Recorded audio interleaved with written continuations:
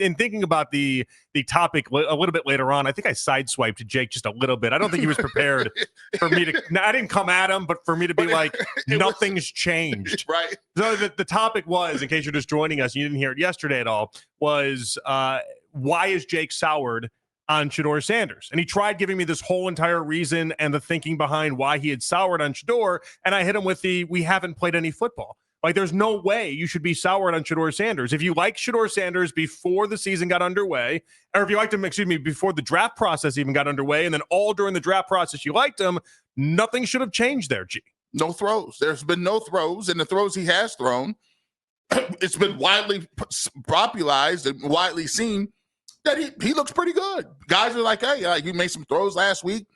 If you ask me who's going to probably start, people say Joe Flacco, and he'd probably be the guy that's going to start, most ready to start. But by all people's eyes, Shador hasn't gone out there and thrown a bunch of interceptions and looked crazy. If anything, I think he's earned some fans throughout this entire process. Yes.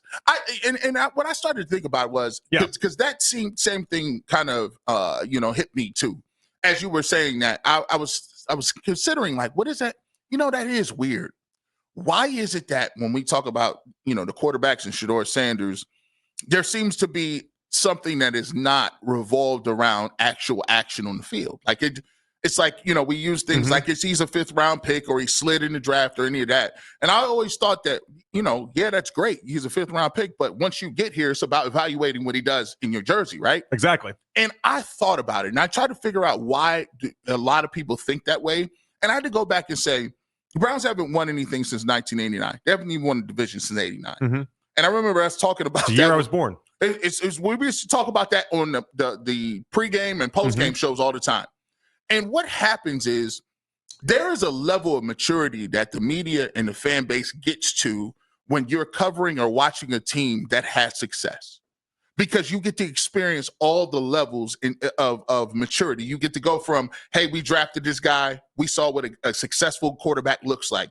We got a coach in here. We see what a successful coach looks like. We go through the process of saying, okay, well, now we're building, putting guys around. We lost in the first round. Oh, wow. Listen, we overachieved this year. It's the crawl to walk to run. You're basically describing a childhood, right? You're from birth to then a toddler to then, and hey, you're in 5th grade. And then now all of a sudden you're in high school and then you're graduating college. There it is. And so when all those fan bases, as they talk about certain things, they have of acquired knowledge of being around that team, so they know different points. And there's a maturity of the conversation what they're talking about.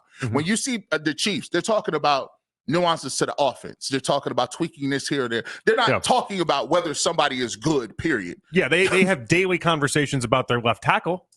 There it is. Things that are not overarching things. They don't have, hey, do we have the right owner? Do we have the right coach? Can we find a quarterback? Yeah, because their main pieces are all in place. They're there. And that's the fun part, by the way, when you get to that spot, is that you do get to focus in on some of the other things that it's almost a luxury at sorts. Yes. Like, could you imagine having a knock them out, drag them out conversation about the little things that Chiefs fans get to have? It's very different. It's a very niche argument, and it's a very focused to be fair, though, I think some Chiefs fans might already be bored with that discussion too. That's why some Chiefs fans, although they're blessed with a great opportunity with Mahomes and everything, they kind of miss the idea that because talking quarterbacks is fun. Talking about head coaches is fun. I like that type of stuff. And after 7 years, 10 years of that being in place, you do miss some of those discussions in a way. It's just like, so I came up with the analogy. I said it's like when you're in 2nd grade.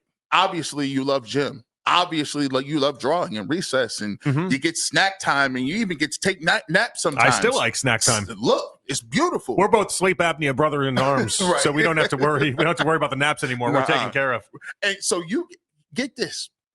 If you're in 2nd grade and you get held back again, and you're in 2nd grade the next year, you start to rethink some things like, hold on. Like, this is cool, but I don't want to be in the gym class. I'm already bigger than everybody last year. I'm bigger than everybody now. And so the Cleveland Browns fan base, because there is no success, there is no growth, there is no other conversations with the media. We are perpetually living in 2nd grade forever. And now we are sitting here, we're 18 years old, looking around with a bunch of little kids, and our conversation has not evolved. Our frame of reference has not evolved. You know how frustrating it is that we are sitting here, and all of us, not just me, not just you, nobody has seen winners. Go back to 89. The team left in 95. They've been terrible since 2000. Yeah. So the people who saw Bernie Kosar be good, God rest their soul, most of them are no longer here. Mm-hmm. When you lose Jim Donovan and Jim Brown, and you start to be like, man, there's guys, when Joe Thomas has to have a hip replacement, that just goes to show you've been watching the same level of football forever. So when you have the conversation about whether a guy is good or not, or why there's such wild conversations between it's Flacco, some people think it's Pickett, some people think Dylan Gabriel's better, some think it's Shedeur is better. No one knows who's going to start. Well, the reason you have that much variance is because we are all sitting here and we don't have any context, we don't have any experience with winning and knowing what it looks like. Because those other teams know. When those other fan bases look, they like, oh, look, hey, the Eagles know what good looks like. Yeah, yeah. We are at a point where, but we should be at a spot, though, where in quarterback play in particular, it shouldn't be too hard to figure out what's good and what isn't good. It should slap us in the face. It should. But that's the problem. When you're think about it. Think if you're a bad relationship for years, mm-hmm. and you meet somebody else and you're like, hey, man, this person is really cool. But then you start thinking, you take all the baggage from the last relationship and bring it to this one. And now you can't even see the good qualities in a new person because the old baggage is already on you. Okay, so maybe this is where my perspective is a little bit different because I went from a couple bad relationships into then my wife, and I was like, oh, okay, this is how this is supposed to be, and it made me appreciate my wife even more because I'm like, oh, I didn't even know that it's supposed to be like this. This is pretty cool. This is fun. This is uplifting. This is supportive. I like this, and so like your eyes are almost wide open there. So it smacks you in the face. Right? Oh, for sure. Yeah. So for me, I think when you look at the last three things, and this is where I come out on the Shedeur Sanders thing specifically. Yeah. The Deshaun Watson things was so bad for certain people. The Baker Mayfield thing was so disruptive for certain people mm-hmm. that everybody is just saying, no, I don't want to make no decision or nothing. Please smack me in the face and just show me. Okay. Make it obvious. Make me love you. Yeah, make it obvious. Yeah. Right. And so I think that's why there's so many people at arm's length distance. Like, so where was the hurt or where was the distrust happening there with Shedeur for some people over a stretch where he didn't play football though? Because he said it wasn't the speeding, said it wasn't the car incident, wasn't anything to do with that. What happened in this 3-week stretch? There is a level of, if you talk to people, and I think it's this, there's a level of them not understanding whether or not it's optimism or hype. You can be optimistic about somebody and not be hyping them. Mm-hmm. I can see Shedeur Sanders throw the ball well and say, man, I liked him at number 2 or number 33. If I liked him at 2 or 33, of course I'm going to be ecstatic and I got him in the 5th round. Yeah. I think he could be a franchise quarterback and we got him for free. Mm-hmm. Yeah. People assume that it's you just hyping him up because they don't think you know what a real quarterback is supposed to look like. They're saying it's hype. That it's hype. You hear a lot of people say it's hype, and you're like, no, it's not hype. I'm just optimistic, and I like what I'm actually seeing.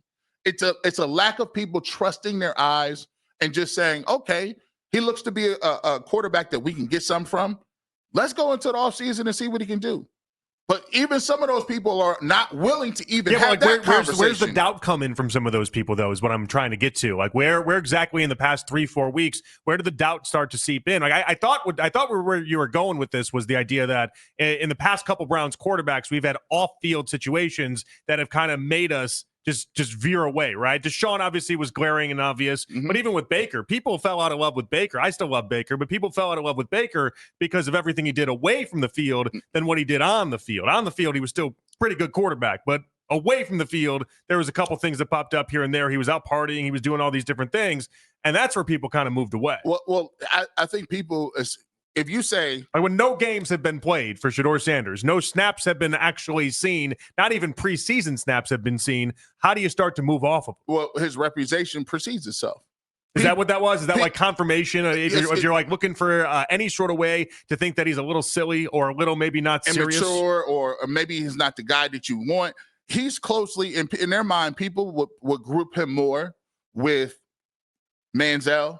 They would group him more with Baker and Deshaun Watson, rather grouping him with Brian Hoyer And so these people, then they know that they know speeding wasn't as serious as everyone made it out to be. No. So they can't fall back on saying it was speeding, but subconsciously that obviously did a number on them. Yeah, it's like Okay.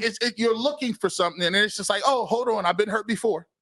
I've been hurt before. Oh, even the walls went up in this instance. Yes, I've been hurt before. So they know it wasn't a big deal, but they don't want to get hurt now. Okay. I want to believe in you, but you're showing some things that I believed in another couple of group of people, and they didn't get it done. So now I'm going to put at arm's length distance, and I'm going to, because people don't want to invest in something and not have anything to show for it. For sure. And that's the problem, because we have a lot of different factions in the fan base that have really invested emotionally, spiritually. There's people that still run around with Baker Mayfield jerseys, right? And if you talk about it, they're going to be upset. There's guys that are running around with that still think Deshaun Watson is going to come and play. Yeah.